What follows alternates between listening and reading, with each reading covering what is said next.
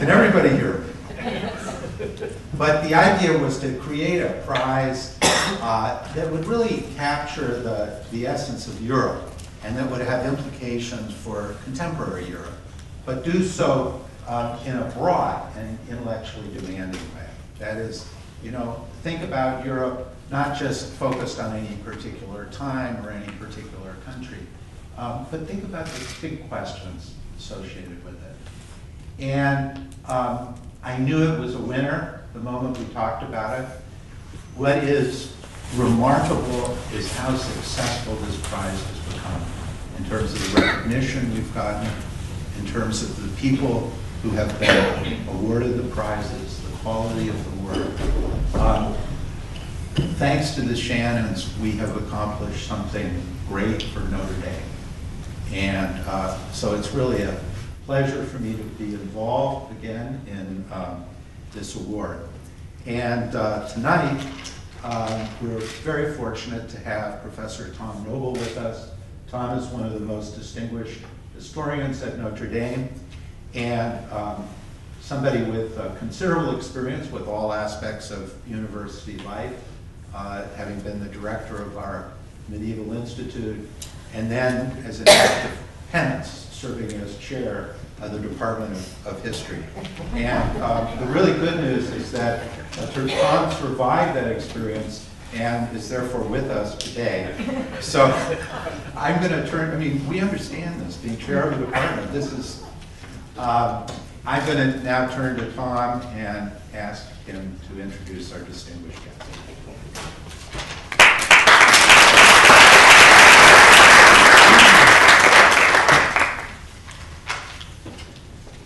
Somehow you do survive administrative terms.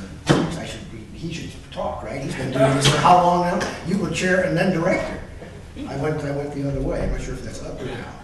It's a great privilege and pleasure to be asked by my colleagues in the Nanovic Institute to introduce Michael Meng, this year's recipient of the Laura Shannon Prize in Contemporary European Studies.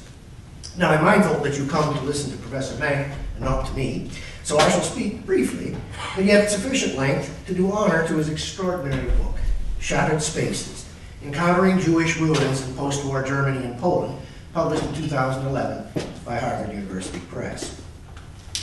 Michael Meng received his BA from Boston College, ecumenical souls that we are. We did not hold that against him. And his PhD from the University of North Carolina. The dissertation that became his fine book won 2 prizes, and he's held numerous fellowships, including ones from the ACLS, the Mellon Foundation, Fulbright Program, and the Center for Advanced Holocaust Studies. The Nanovic Institute is by no means alone in recognizing the high quality of Meng's work.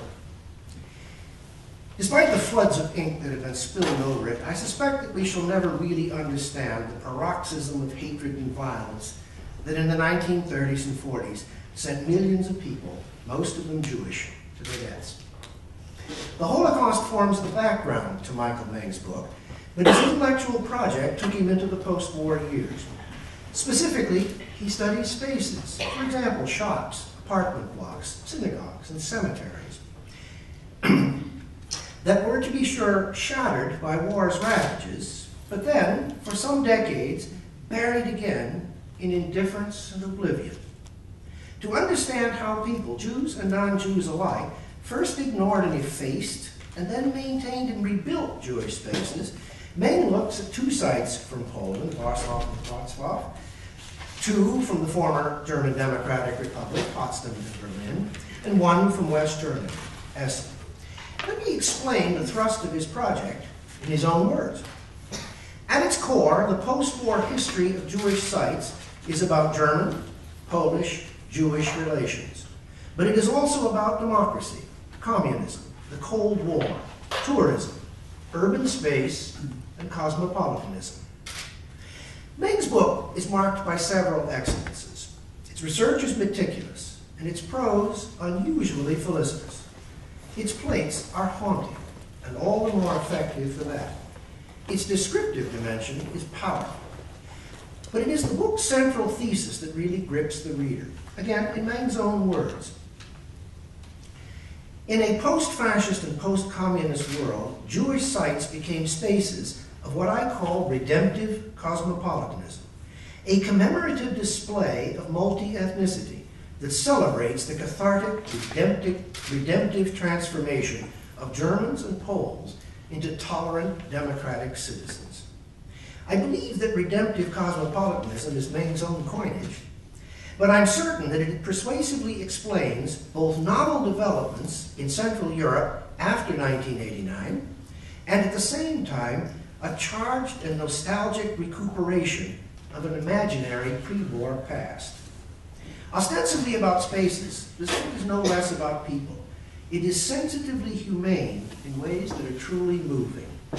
My colleagues and I on the selection jury were unanimous and enthusiastic in selecting Michael Meng's Shattered Spaces for the 2013 Shannon Prize.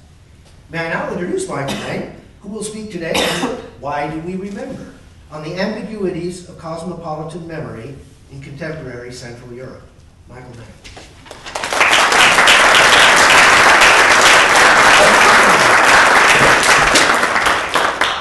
Well, thank you very much for the introduction, and thank you very much everyone for coming out on Thursday right before fall break. I was particularly impressed that I had students doing reading Thomas Mann, Germany and the Germans, voluntary, with midterms tomorrow. We had a wonderful discussion, so I'm very thankful to be here. I've enjoyed my trip, my first time in South Bend. Not my first time at a Catholic university, as noted. I also want to thank very much Monica for doing all of the organizing for my trip. It's been absolutely, completely smoothly, and I'm very thankful for that, and also to Jim for hosting me here and inviting me here. And a very big thanks goes to Mike and Laura Shannon for endowing this prize. I was absolutely thrilled, as you might imagine, when I received the phone call, not only because getting a prize is, well, exciting, but in particular this prize, I think, for me, has certain significance in the sense that my work tries, at least, to be transnational, that is, to cross national borders, to think about contemporary Europe and post-1945 Europe in a transnational context, and this prize very much is looking for work that attempts to do that. And then secondly, the prize I think is very interesting for me in the sense that there's two categories. So there's a category of humanities, and then there's a category of history and social sciences. In other words, the prize is attempting to think about and look at work that tries to cross disciplines. And I tried to do that in my book, and tonight I'm actually going to try to do that even more. This lecture is actually a spin-off from the book, but it's inspired by the prize. And so what I'm going to try to do is to be an intellectual historian, a cultural historian, and then a little bit I'm going to try to be philosophical. I was almost a philosophy major at Boston College. And I then always thought I was better at history, but we'll see. So I'm going to try to do a little bit of philosophy as well today, in an attempt to sort of pick up on the theme of the prize. I'm inspired by the prize, and to try to do, have a little bit of fun with the lecture when I'm starting it, and to try to think philosophical as well. So what I want to do is think about a question, a big question, that is why we remember. So the lecture title is Why Do We Remember? On the Ambiguities of Cosmopolitan Memory in Contemporary Central Europe. And I'm going to do it by thinking about some philosophical questions situated in the historical moment of the contemporary period in Germany and Poland. So let me begin. Why do we look back collectively? Why do human societies remember shared past events? After all, remembering represents a fraught, fragile, impartial quest. What public debate about the past has not provoked intense emotions, leaving its participants exhausted and sometimes angered? And what constitutes history and remembering if not pursuits after something captured only after great difficulty and selectivity? Think of all the artifacts in the archive that will never be plucked out of obscurity to be evaluated as meaningful by some historian.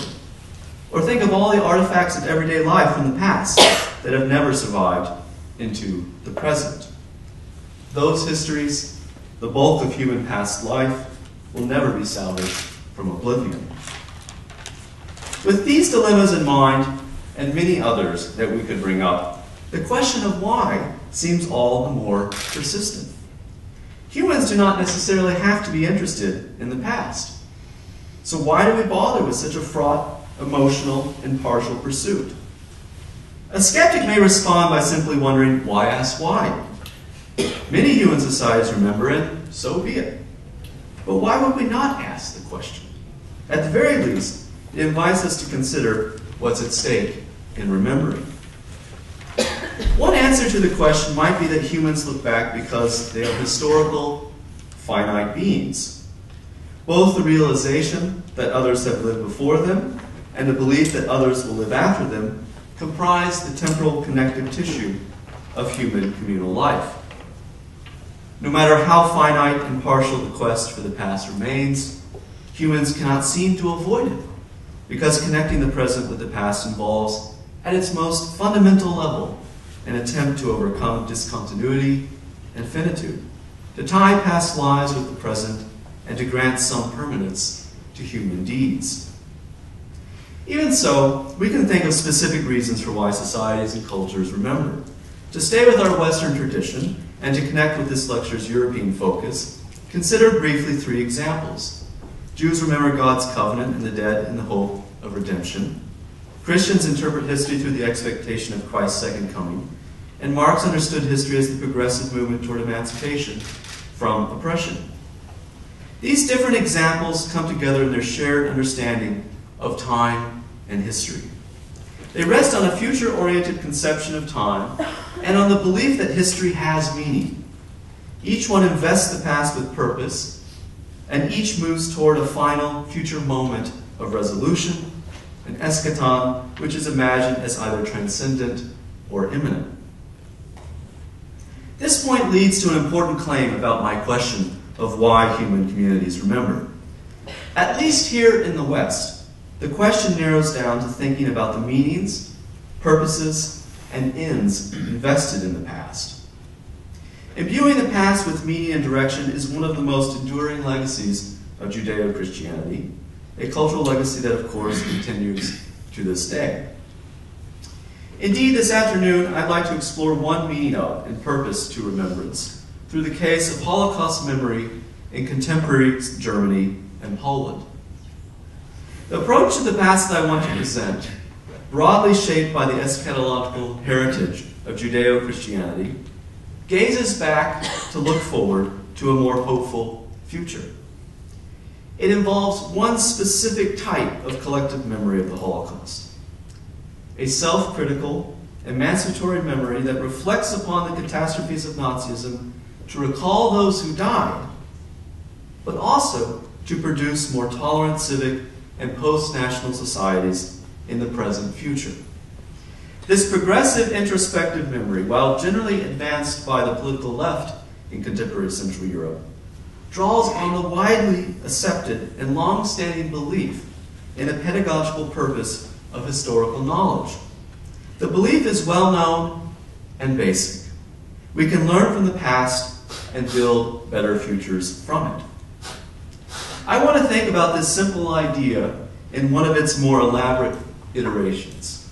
That is, in the idea of collective memory as a self-critical authority that challenges the hermetic ethno-cultural traditions and histories of the nation-state, with the purpose of strengthening post-national civic, democratic identities and values, what I call cosmopolitan memory for short. My main task will be to work through some of the tensions and possibilities of this attempt to create a memory culture beyond, or at least critical, of the nation-state.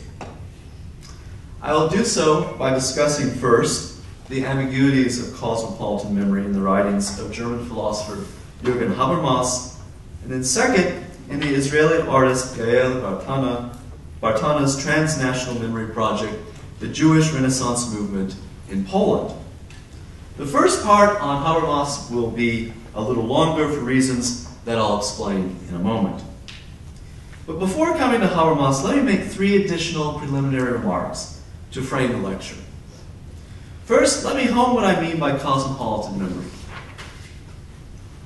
Cosmopolitanism, since its earliest origins among the Cynics and the Stoics, has denoted a human attachment to an order, belief, or value beyond one's particular place or standpoint.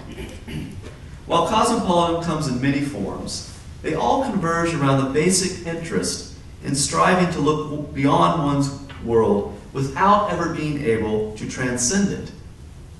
That last point about the inherent limit of cosmopolitanism is crucial. The cosmopolitan cliché of the rootless nomad who has no grounding in any place and who avoids embracing any perspective is misleading. How can finite beings such as us arrive at a groundless position or ascend to a synoptically indifferent viewpoint? We simply can't.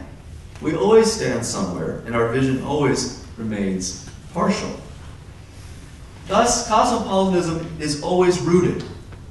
There's always a tension between the cosmos and the polis, between the universal and the particular, between the post-national and the national. In an age of nation-states, cosmopolitan always remains engaged with nationalism. Take, for example, the post-1945 normative cosmopolitanism of human rights and supranational justice. This largely Kantian-inspired move to endow all humans with rights based solely on their humanity still works within and must contend with an international system of national borders, citizenship, and regulations. This tension between post-national and national perspectives recurs throughout this lecture. Cosmopolitan memory strives to anchor post-national identifications in a self-critical interpretation of the past, but it remains deeply entangled in the histories, narratives, and vocabularies of the nation-state. It attempts but fails to overcome them. In foregrounding this contradiction, I'm engaging in broader scholarly discussions about the effects of European unification and globalization on collective memories. Some scholars suggest that the historic roots of collective memory in the nation-state appear to be loosening amid the processes of Europeanization and globalization. I'm less sure about the ebbing power of national memories, a skepticism I developed by thinking about the ambiguities of cosmopolitan memory. Second, this talk pushes the study of Holocaust memory in new directions. The study of Holocaust memory, post-war Germany presenting the richest case, has generally focused on the questions of whether and how Europeans have remembered the Nazi genocide of European Jews. The central concern has been to trace and analyze patterns of forgetting and recollection, with a now familiar narrative of general silence from 1945 to the mid-1960s, gradual commemoration from the late 1960s to the 1980s, and general, if still contested, acknowledgement of the Holocaust as a major civilizational break in modern European and Western history from the 1990s to the present. In my book, I attempted to rethink this narrative pattern of collective memory. So here I want to take a different tack by turning to the more philosophical question of why societies remember, rather than addressing how and what they have remembered. Finally, I want to explain why my remarks are asymmetrical in their geographical focus. I deal mostly with West and reunited Germany through Habermas, offer a briefer treatment of Poland, and say nothing about East Germany. The reason stems from the political division of post-war Europe and how that division has shaped memories of Nazism. In East Germany and Poland, the hegemonic official memory of both regimes referred almost exclusively to the histories, vocabularies, and mythologies of the nation-state. Squaring cosmopolitanism with the Marxist tradition would, of course, hardly have been difficult.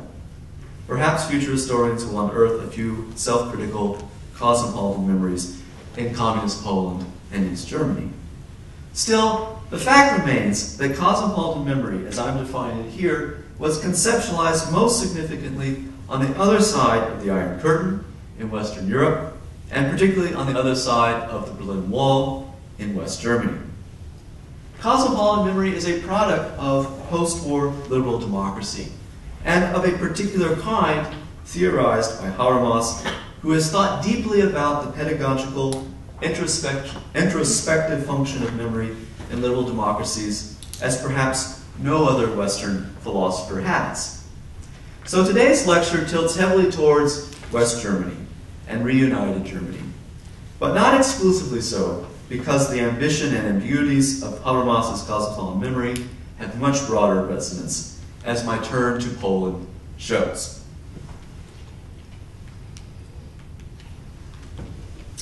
So let's turn to Habermas and West Germany, and then reunited Germany.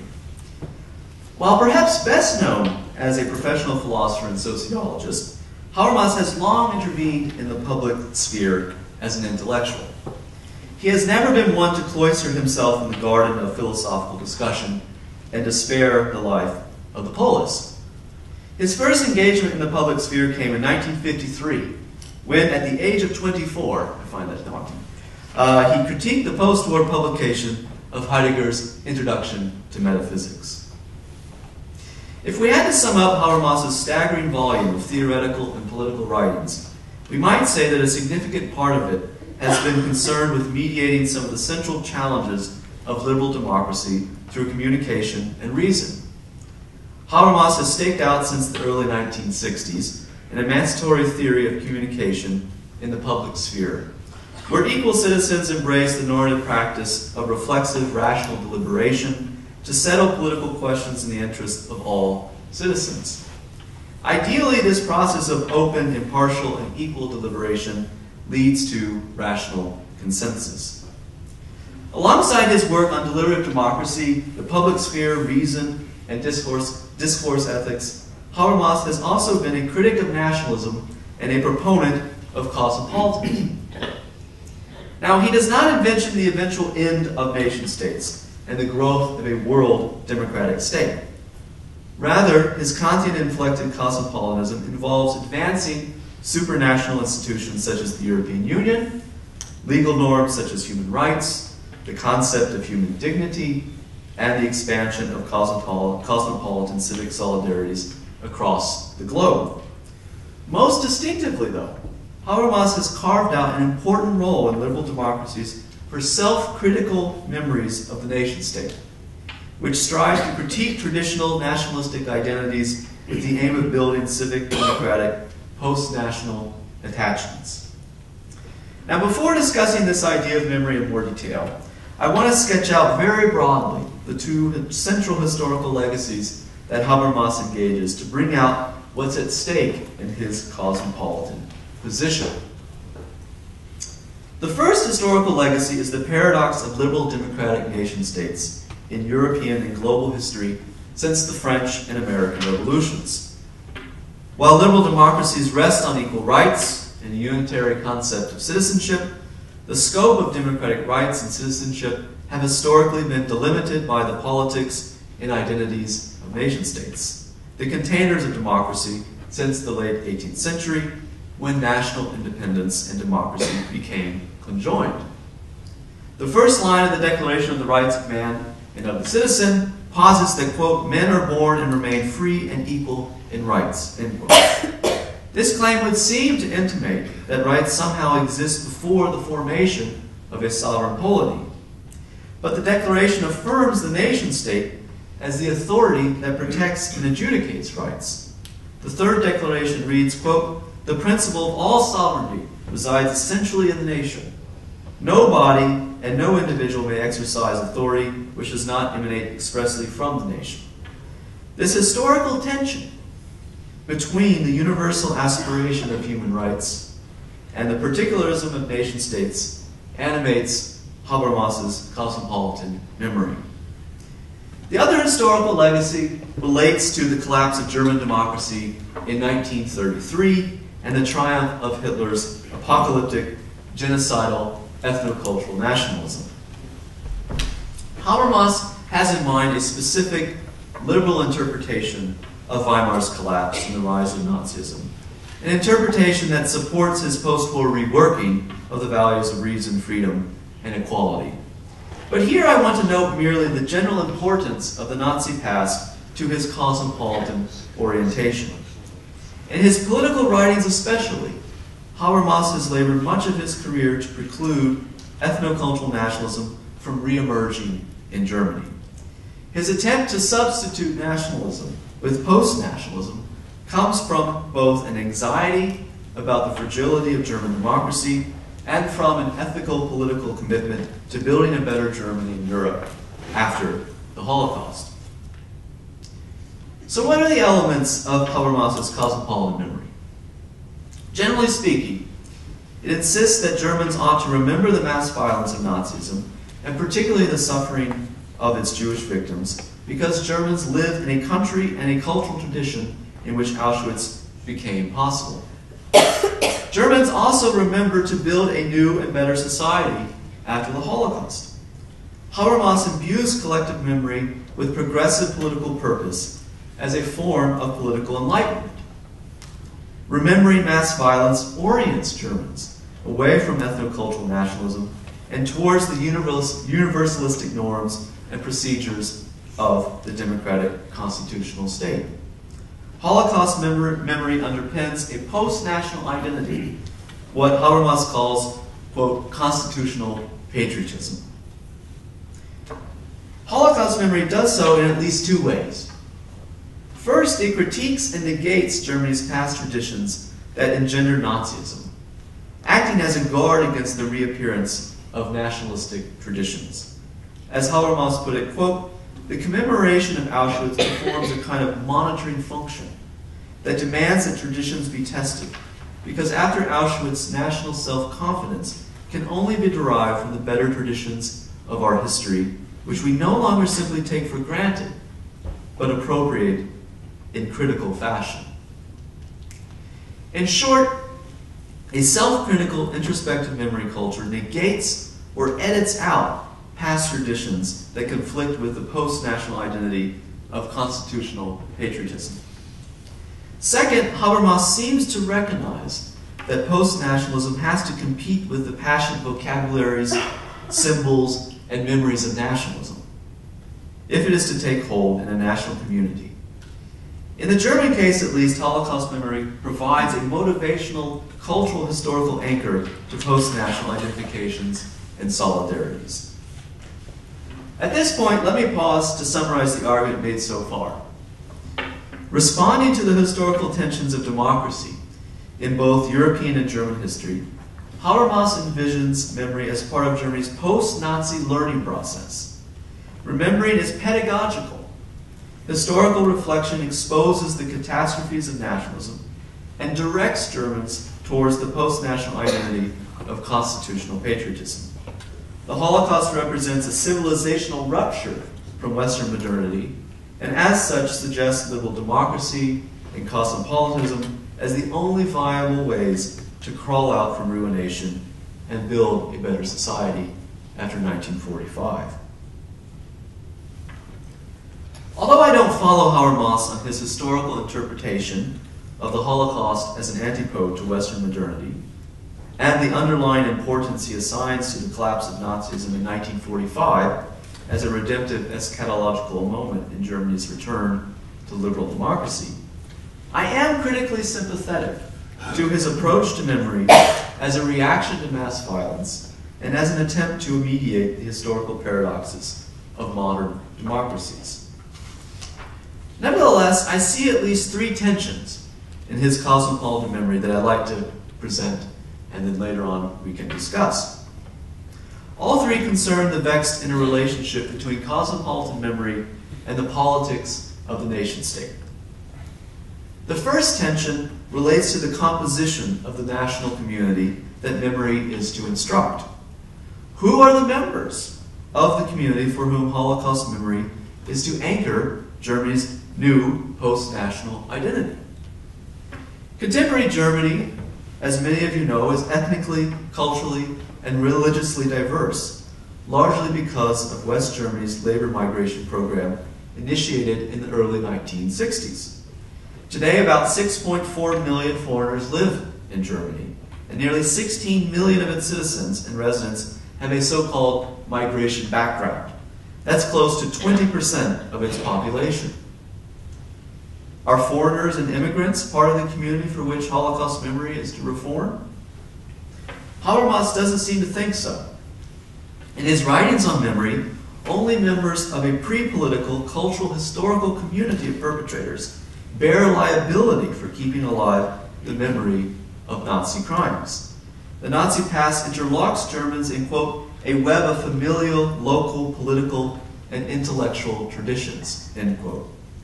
Germans can't escape this historical milieu because their identities are, quote, interwoven with it.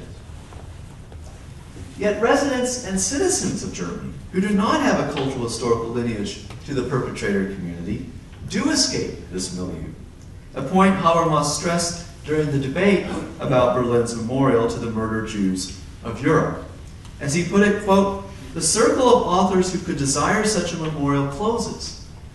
Neither Jewish Germans, nor the Sinti and Roma who reside in Germany, nor the immigrants who have become nationalized since the end of World War II can say what this memorial should express.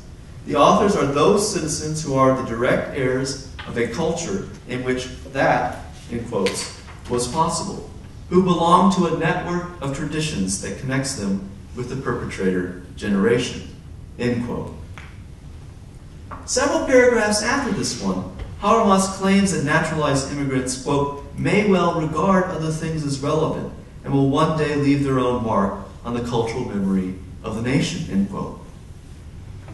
Will immigrants later on join the community of perpetrators?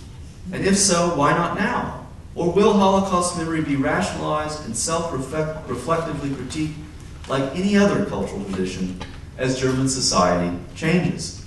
Or will other past and issues be brought forward as meaningful in the public sphere? It is not entirely clear what Habermas means, but a key question for us emerges. What is left of cosmopolitan memory if it is delimited to a particular cultural historical group? To go a bit further here, I would argue that Habermas's cosmopolitan memory ironically ends up becoming a national cultural memory, contradicting its originally pedagogical, self-critical, and post-national ambition. Habermas substitutes one national memory with another one. A post-traditional memory of sin, ruination, and redemption replaces the conventional national memory of creation, victimization, and survival. In Habermas's reading of German history, Germany follows a historical pattern of deviating from and returning to Western modernity, with the Holocaust as the event that finally negates Germany's illiberal nationalistic traditions and thereby creates the condition for its post-war path to liberalism. Although Habermas recognizes the problem here of turning the Holocaust into a foundational national myth of the post-war German nation-state, he nevertheless clearly frames the Holocaust as a central event in Germany's westernization when he writes, quote, unfortunately, in the cultural nation of the Germans, a connection to universalist constitutional principles that was anchored in convictions could be formed only after and through Auschwitz, end quote. The third and final tension concerns another paradox, namely the narrow interests of cosmopolitan memory, which strives to strengthen liberal democracies through enlightenment about the past, but almost exclusively through remembering one past and confronting one political issue in the present, Nazism and nationalism. Other histories and political issues have received less sustained attention in Habermas's political writings. The legacies of German colonialism or of West Germany's guest worker immigration program stand out. Perhaps most striking is the marginalization of the historical and contemporary dilemmas of capitalism in his memory politics, given the nuanced influences of Marx in Habermas's theoretical work. My point is not to ask here, where's Marx? Rather, I'm interested in the broader issue. And this is one I'd be very interested to talk about after I finish. Who determines which pasts get remembered and which ones don't? What's left of cosmopolitan memory if it refers to one past and one tradition as needing self-critical reflection, if it always remains concerned with Nazism and nationalism alone? Let's try to to work through some of these issues a bit more by turning to Poland, where some of the same questions surface, albeit inflected through Poland's different 20th century historical landscape. The Nazi occupation of Poland and its history of post-war communism have distinctly shaped memories of the genocide of its Jewish population. Historians estimate that over 5 million citizens of the Polish Second Republic were killed during the Second World War, almost all of them by the Nazis. About 3 million were Jews, and about 2 million were non-Jewish Polish-speaking citizens. That's about 92% of Poland's pre-war Jewish population, and about 7% of its non-Jewish Polish-speaking population. During the tremendous violence of the Second World War, non-Jewish Poles reacted in multiple ways to the Nazi persecution of their Jewish neighbors, including some who became complicit in the genocide, as historians on both sides of the Atlantic are currently reconstructing through up-close, everyday social histories of Polish-Jewish relations during the war. This complex, extremely anguished wartime history and the loss of Poland's large Jewish population has been a dominant theme over the past 70 years in and outside Poland. Both non-Jewish and Jewish Poles within the country, as well as Jews and non-Jews outside it, have reflected on the legacies of the murder of Polish Jews since the end of the war. To say that might seem surprising, because it runs against the widespread myth that a blanket of silence about the Holocaust fell upon much of the Western world until it was gradually lifted beginning in the late 1960s in the democratic West and after 1989 in the post-communist East. My book attempted to unsettle this temporal and geographic narrative of memory by unearthing encounters with the material traces of Jewish life over some 7 decades, including during the putatively quiet decades of the immediate post-war years and in the supposedly barren region of the communist East. In everyday life and on everyday streets, the physical remnants of pre-war Jewish life, or the lack of these, triggered memories of an absent population of neighbors. Many of these memories were communicated among small groups of people. The nationwide discussions about the Jewish past currently taking place in the contemporary Polish public sphere did not, for the most part, occur under communism. The regime generally restricted public discussions about the Holocaust, although the party state never could close off all spaces of public discourse and even allowed some public debate about Polish-Jewish relations to take place in the 1980s. These discussions during communism partially set the foundation for the explosion of memory that has occurred since 1989 across Poland. Over the past 20 years, Poland has seen intense public debate and reflection on the loss of its once large and today minuscule Jewish minority. This burst of the past and the present is visible in a variety of media: print, film, music, literature, architecture, and even food. Poland's new conjuring of Jewishness cannot be read as simple gestures of reparation for past wrongs, nor as mere mercenary projects of development or instrumental national self-fashioning.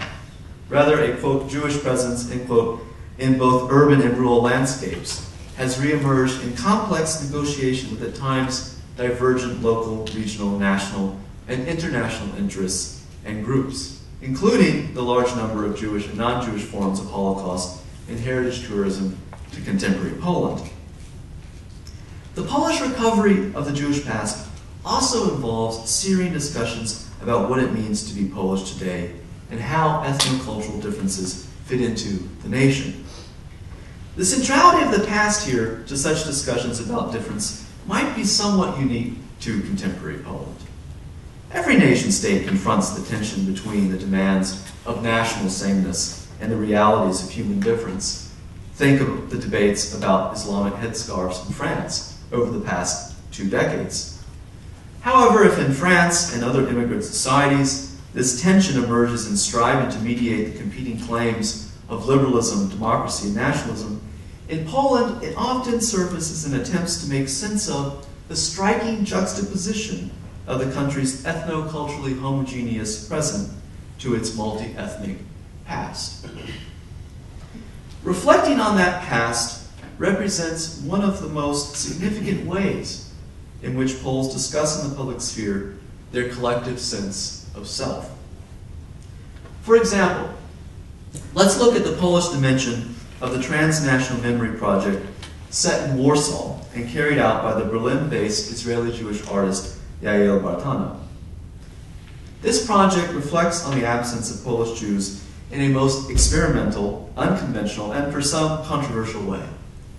In 2010, Bartana established the Jewish Renaissance movement in Poland, a youth-based political movement centered in Central Europe that has called on 3.3 million Jews to return to Poland. The movement has a website, a manifesto, and held a conference in Berlin in May 2012. But it began with Bartana's trilogy of short films shot in Warsaw from 2007 to 2011. Nightmares, filmed in 2007, features the movement's leader, performed by Warsaw-based leftist activist Sławomir Sierakowski, pleading for Jews to come to Poland in a propaganda-styled film that makes allusions to Triumph of the Will. Wall and Tower, filmed in 2009, depicts the building of a kibbutz in Muranów, Warsaw's pre-war Jewish neighborhood. Assassination, which was filmed in 2011, ends with the leader's body lying in state in Warsaw's Stalinist Palace of Culture and Science, the return of a Jewish ghost named Rivka, and the movement's expansion after the assassination of its leader. The project is transnational, and such transnationalization of memory in Poland and elsewhere, including Germany, marks one of the most important changes since the collapse of communism in 1989. Bartana engages Poland to challenge Israeli memories, identifications, and vocabularies, and there's also a German dimension to her project. But here I'd like to maintain my focus on its intervention into Polish memories of the Jewish past by making a few remarks about the first film. The setting this film announces is Warsaw's Olympic Stadium. Built in 1955 by the communist state and very recently demolished, the stadium stands as a ruin in the film, with vegetation covering its weathered stones. Sierakowski proclaims in Polish, "Jews, fellow countrymen, people, people, you think the old woman who still sleeps under Rivka's quilt doesn't want to see you? Has forgotten about you? You're wrong. She dreams about you every night, dreams and trembles with fear. Since the night you were gone and her mother reached for your quilt, she has had nightmares, bad dreams. Only you can chase them away. Let the 3 million Jews that Poland has missed stand by her bed and finally chase away the demons. Return to Poland, to our country. This is a call, not to the dead, but to the living. We want 3 million Jews to return to Poland. We want you to live with us again. We need you." Sierakowski goes on to critique anti-Semitism, ethnocultural prejudice, and messianic Polish nationalism, before returning to his argument that Poland needs Jews to redeem its sins. As he speaks, a young group of devotees, clad in communist-style scout uniforms, write on the field the following phrase, quote, 3.3 million Jews can change the life of 40 million Poles. Shortly afterwards, Bartana cuts to an aerial shot of stone pillars in what remains of the stadium's bleachers. The camera stays on this image for about 7 seconds. With the screen darkened and somewhat blurred, the pillars look like tombstones. The film shifts between juxtaposing images of ruination and rebirth. The speech itself is replete with historic references, images, and idioms. The wartime seizure of Jewish goods, objects, and property, the murder of Jews during the Holocaust, the post-war immigration of Jews from Poland in 1967 and 1968, the psychoanalytic command to work through nightmares, and nationalistic narratives of suffering. The return of Jews to Poland promises to heal I missed a sentence. The speech and the film's propagandistic style also plays with redemptive narratives. The return of Jews to Poland promises to heal the tensions between Jews and Poles, who, when they see each other, will finally allow the armor to fall. Redemption from past sins will bring an end to history, ushering in a post-historical moment of cosmopolitan togetherness. Poles and Jews will lose their particular affiliations and identifications as chosen peoples and become Europeans. Cosmopolitanism will save Poland, Europe, and the world from a new outbreak of nationalisms and liberate the world from the violent ethno-cultural nationalism of the 20th century. How should we read this speech? On the one hand, we might read it as playful. It overtly mocks the utopianism of nationalism, fascism, communism, and cosmopolitanism. Sierakowski performs as a clownish disciple whose histrionics subvert the faith and whose exaggerated parody of messianic Polish nationalism staves off any notion of salvation, any prospect of hope. On the other hand, Sierakowski and Bartana appear serious about their cosmopolitan commitments and about provoking discussions about the past to address political questions about exclusion, discrimination, and persecution in the present future. Perhaps their project embraces a kind of Socratic irony that seeks to stimulate dialogue about the progressive power of memory to advance more cosmopolitan societies. As the leader of Poland's leftist milieu political critique, Sierakowski wants Poles to engage in a discussion about the idea of 3 million Jews returning to the country. He looks back on the past to critique the mythologies of Polish nationalism in the hope of opening up more civic, democratic, post-national attachments in Poland. He subverts the faith in emancipatory memory only to reinforce it. In other words, if we read his and Bartana's irony as suggesting the importance of self-criticism and cosmopolitanism, we come back to the Habermasian vision of memory as a pedagogical form of enlightened knowledge that orients people towards post-national and post-traditional identifications. However we may read the speech, and in fact will arrive at another interpretation here in a second, we might pause briefly to wonder how typical such a project like this one is amid a memory landscape heavily shaped by conflicting Jewish and Polish interpretations of the past. One might also point out that many other Poles interested in Jewish history and the Holocaust have other less politically progressive motivations for their memory work, not to mention those who have little interest in this memory in the first place, or Poles who embrace an ethnocultural memory that denies self-critical reflections on the past as harmful to the nation. And we could apply all of those caveats to the case of Germany as well, and any other nation state interested in self-critical cosmopolitan memories. Sierakowski is not typical, nor is self-critical memory typical in Poland or in any nation state, in the world for that matter. His speech, though, brings us back to the tensions raised above about regarding the relationship of cosmopolitan memory to the politics, narratives, and memories of the nation state. Sierakowski's mockery of messianic nationalism and redemptive narratives might be read as pointing to one of the central dilemmas in advancing cosmopolitanism through remembrance, that collective memories can quickly turn into staid, redemptive symbols of national atonement, rather than as catalysts of attempting to transcend or critique one's own particular perspective. In this redemptive function, memory undercuts its own pedagogical ambition of stimulating self-criticism by becoming a symbol of national rehabilitation and a fixed cultural memory of the nation-state. To put it in the form of a question, can critical memory projects maintain their edge and didactic purpose? Can they stave off closure, redemption, and cliché? Finally, even though Poland currently does not have a large immigrant population as Germany does, similar questions apply here. Who are the Poles to whom Sierakowski appeals? For the benefit of what envisioned collective is his memory project pursued? If aimed at enlightening a preconceived ethno-national body, some citizens or other residents of the nation might be excluded.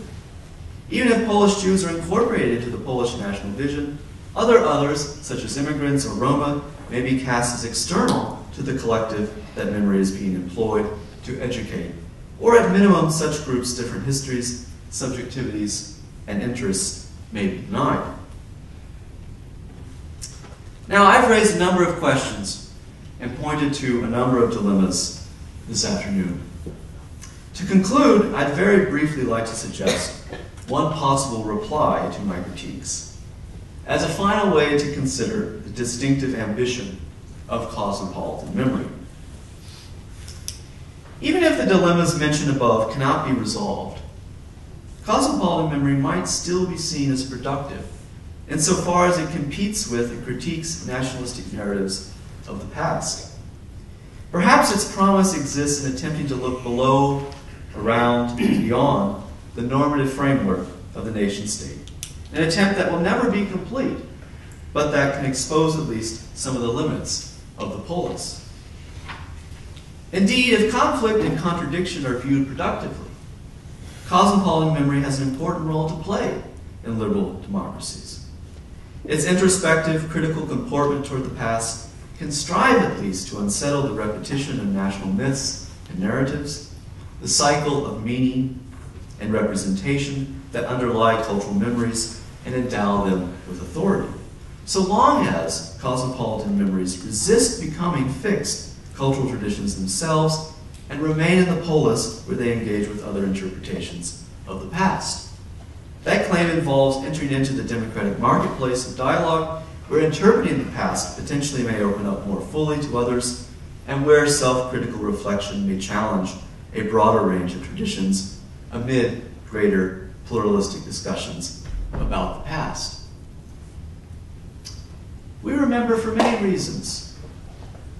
We do so to grieve human suffering, to remember those who have died, to reclaim forgotten stories, to consider our genealogies, to keep boredom asleep.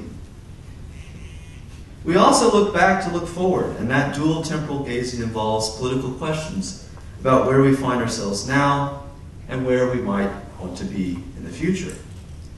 As Habermas would argue, reflecting critically on the past can not only illuminate some of the origins of present-day problems, but it can also orient societies by pointing them away from what they ought not to do and from societies that they ought not to replicate.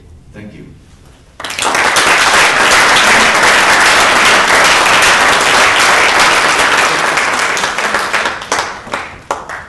Well, thank you very much for a stimulating and engaging talk. You'll take some questions? Of course. All right. Jim asked me to call the questions. So. Yes. Dave. Michael, let me put this question very boldly here. You talked a lot more complicated than the question, but I was trying to think about the difference between the function of memory for the winners and for the losers. And the examples that you're exploring are from the losers. Yeah. And so it's one thing to think that it's a great thing that Germans keep remembering what losers they were. Yeah. But that's a kind of narrow place for memory. And I'm wondering about the place of memory that has a more positive sense of national identity, as you're understanding it. So Habermas's critical cosmopolitan memory looks to me like a way to be permanently a loser. And that can't be the only kind of memory that we have. But thinking in an American context, if the only memory of the Civil War that were nationally relevant was the memory that it took a lot of bloodletting to get rid of slavery, that would be one thing. But that would be a very particular way to remember, say, Lincoln. He's remembered a lot more heroically than that in America. So, is there something more positive that Europe can do with its memories, or are they just going to be loser memories? Yeah. Let me come at that, I guess, from a couple ways. I think the first way, just to start from the end there, I mean, I think Habermas, I think the response would be that it's not a negative memory. I mean, it's based, on, of course, on a negative past, but that actually it's trying to stimulate a positive orientation, a positive reconstruction. And in his case, he's arguing, and it's a particularly, one of the reasons why he makes this argument is based on the particular understanding that he has of why Nazism came into German society. He thinks that Nazism is very central to German history. Those 5 students that we had today who read Thomas Mann, Germany and the Germans, Habermas is very influenced by Thomas Mann's argument that Nazism is very much a cultural argument, it's a cultural essentialist argument, that Nazism very much comes from German history, and therefore we have to negate these traditions in order to rebuild a society, and we can't possibly do it without the past. Now, the other argument that one could make is whether forgetting is we have a lot of scholarship on memory and very little on forgetting. And it's not the question, and of course Habermas is the anti-forgetting argument. He thinks it's absolutely central, but I think in some ways, another way to respond to your question would be to introduce the question of forgetting. When is it important to forget? How do we decide when to forget? Another thing I think that might be a response to your very interesting question is that yes, on a certain level, the self-critical, introspective memories that Habermas, and then the Polish example that picks up, and Sierakowski is very much influenced by Habermas. He has interviews with him, and so there's a very interesting intellectual connection there. Yes, it is focused on a negative past for sure, but I think the argument would be that the positive narrative of the nation state is so present that it needs competition. So in the case of Poland, it is much, I mean, what I've been talking about here is much, much more contested in Poland at the moment than it is in Germany. In Germany, you would, as many of you know, visited Germany, there of course is a Surfite memory, and the Habermas positions are more or less in the public political sphere. It's very different in individual memories. But in the public political sphere, it's more or less the consensus. He won the debates in the 80s. But in Poland, it's very contested. And so I think if Sierakowski or others who are interested in this, they would probably respond to you by saying, yes, but the narrative of the positive Polish memory is so dominant that it needs some correction towards still building some kind of positive identity. So I don't know if I fully answered your question, but I'll keep thinking about it. Thank you. We have one here. Yeah. Thanks very much. What a spectacularly interesting talk, and I think a very compelling one. And I want to ask you about 2 components, I think, of your project that strike me as perhaps a bit underdeveloped in what you have had to say here. I haven't read the book, so I don't know what's there. One of them has to do with the relationship between elements of triumph or failure in cosmopolitanism in general and in memory in particular. If you could say a bit more about the relationship between the forces and tendencies that allow cosmopolitanism to thrive in daily life or practice, and then specifically in memory. And the other has to do with the obvious sort of counterpoint, which is failures of cosmopolitanism, of redemptive or other forms of cosmopolitanism. And if you'll allow me one very brief sort of example, I think of the country I know best in Europe, Spain, and not only many elements of failures of memory in the distant past, but in the recent past, and the fact that as many people who do not know the country well are unaware, Spain continues to have numerous public places openly dedicated to the memory of the Blue Division, which fought with Hitler on the Russian front. And obviously that, and the fact that they're still there, is an instance of the absence of exactly the tendencies that you have emphasized so very well in this talk. And I wonder if you could say a bit more about why you think such an absence of cosmopolitan memory it prevails in some contexts in Europe. Mm-hmm. Well, let me take out the last comment first, and then come to the issue of triumph and failure within the idea of cosmopolitan. So I think it's the nation state is so present, and that's why it often, I mean, it is the normative framework in which citizens think about their past, talk about their past, breathe their past, conceptualize it. The state is extremely important, of course, with education and so on. And so the national framing of the way in which the narrative emerges, is written, is so deeply influenced by the framework of the nation. I mean, I see this often I teach a course on immigration in Europe, and we do comparative looks at the United States, and I'm stunned by some of the ways in which my students think about these questions. I mean, it's very interesting and enlightening to see how they grapple with it. So I think the power of the nations, and in many ways, that's what I'm attempting to, in some ways, argue against this notion that there's a global, particularly in Holocaust memory, there's an emerging argument that this is a global memory and that it has no fixed attachments to nation states, and I'm not convinced by that. And I think your example very much brings us back to that. I think the power of the nation state is so strong in shaping how we think about and interpret the past. Now, in terms of the triumph and the failure, or as I say, when I was talking about cosmopolitan, you think about the root words of cosmos and polis, and that there's always this tension, and one can see it either dialectically productive or one can see it as irresolvable. So my first point is simply to highlight that contradiction. I do think, though, that it's the tension is particularly palpable in the case of memory that I'm looking at, and I'll give an example. So in the German case, and this is partly where this talk stems, is an article that I just finished on the Thilo Sarrazin book.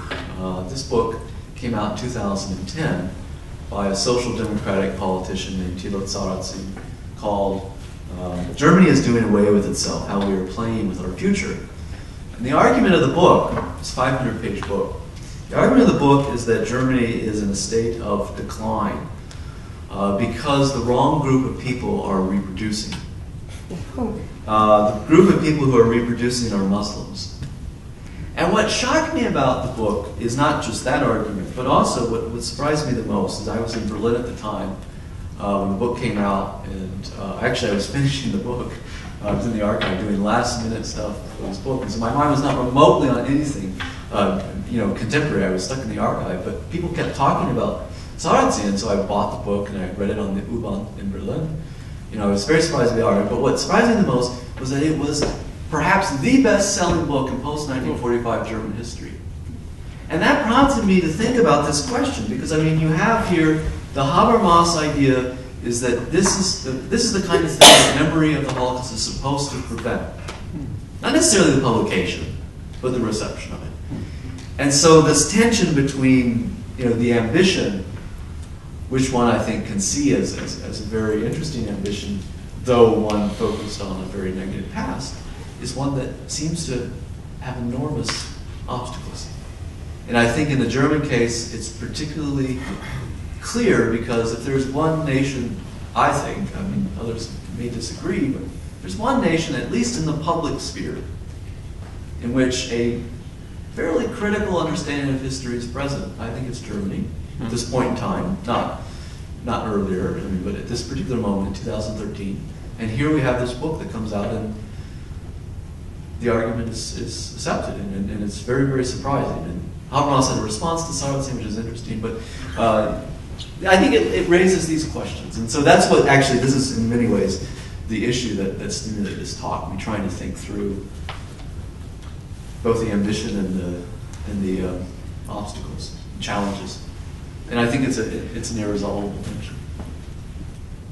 Don't we have time for one more Yes. question? I saw your hand. Yes. Well, thank you. I really enjoyed very much your talk and Thank you. your presentation of both sides. Well, kind of like taking a little detour from cosmopolitan memory, which you are, of course, like, primary concern. I was just like, I wanted to ask you a question. Where do you place the issue of suffering? And by suffering, I mean trauma and post-trauma. I mean, not only trauma, war trauma, which experienced the generation which is, leaving us, but also post-trauma, which is reproduced, at least in Poland, in countless literature, movies, and other, how shall I say, products of popular culture. And it's like constantly with us. And then from this question about, suffering, I just wanted to ask, you focus on the nation state, yes, but how would you locate and how would you see the role of churches? Yeah. Yes, I mean the Catholic Church and the concept of martyrdom or Protestant churches and their very close links to the nation state or national identity. Yes, thank you very much. again, let me start with the second one. I think you're absolutely right, and indeed, and particularly in the Polish case, the links between Polish national identity and Catholicism and the various ways in which Catholicism and Christianity more broadly inflects and shapes those identities are absolutely crucial. And I think in some ways, though, I mean, one could have a whole paper on the Bartana Project and how it plays with various narratives in the Israeli case, in the German case, in the Polish case. Certainly in the Polish case, it's also very much playing with and critiquing, or maybe not critiquing. I think it is a very complicated way of reading it. Christian notions of redemption, Catholic notions of redemption. And so I think absolutely I agree with you that it's central there. Now, in terms of trauma, I think that in some ways as well, these various, particularly the Bartana Project, again, that I know the best, that I've been thinking about the most right now, is also interested in attempting to critique that.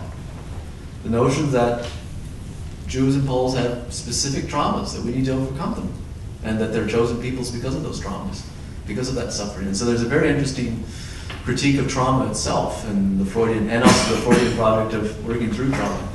It's a very interesting project. I mean, some people don't take it seriously at all. They say it's just self-indulgent, that, and they're just after attention. I actually think it's very interesting to take it seriously. So I think it is playing with both of the notions that you raised about trauma in the church. But I need to think about both of those more. Thank you for raising it. Well, please join me in thanking our speaker.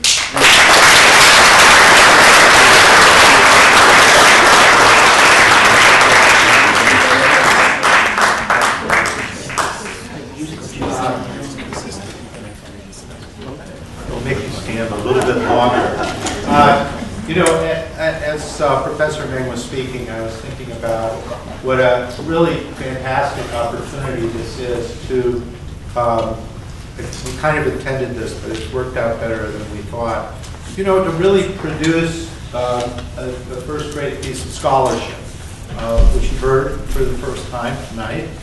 And this is a wonderful way to bring us all together, students and faculty, the community. We also have the members of our Dynamic Institute Advisory Board with us tonight. And so there's a nice synthetic opportunity, kind of a circle that brings many things together. The second thing I wanted to mention, which is quite deliberate, is, and I think it's unique to the Dynamic Institute, that when we bring people here, we exploit them mercilessly. And in one particular respect, and that is everything we do is connected with students in one way or another. So we had our guest, first of all, speak with a class today, and then have a kind of a private luncheon seminar with 6 students upon whom he inflicted a really very, very, very difficult test. It was and challenged very well them. with it. And what a terrific opportunity.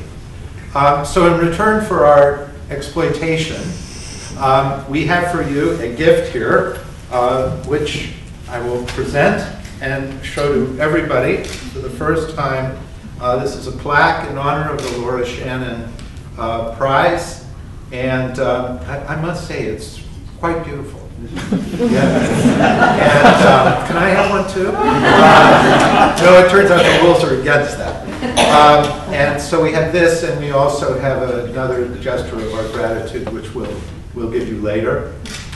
So again, I want to thank Professor Meng for this tremendously powerful and original presentation, and for this great opportunity for us all to come together. So thank you.